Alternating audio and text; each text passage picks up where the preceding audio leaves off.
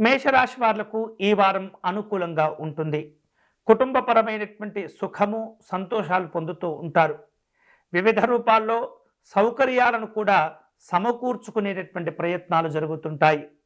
ఇష్టమైనటువంటి వస్తువులను కొనుగోలు చేసుకునేందుకు ఈ వారం కొంత ధనాన్ని కూడా ఖర్చు చేస్తూ ఉంటారు. వ్యక్తిగతమైనటువంటి అభివృద్ధి కోసం ఉద్యోగ వ్యాపారపరమైనటువంటి అంశాల్లో సమయోచితమైనటువంటి నిర్ణయాలు కూడా తీసుకోగలుగుతారు.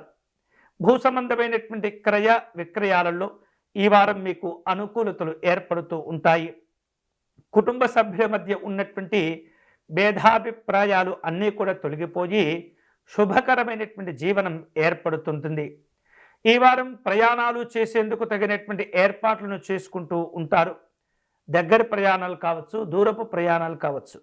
ఆ చేసేటటువంటి ప్రయాణాల్లో ఏమాత్రం కూడా అతివేగంగా ప్రయాణం చేయకూడదు, నిర్లక్ష్యంగా వ్యవహరించకూడదు. శుభకార్యక్రమ ప్రయత్నాలన్నీ కూడా మంచిగానే కొనసాగుతూ ఉంటాయి.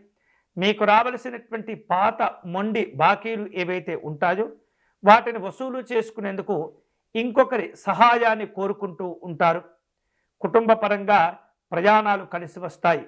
విందు వినోదపరమైనటువంటి కార్యక్రమాల్లో పాల్గొంటారు.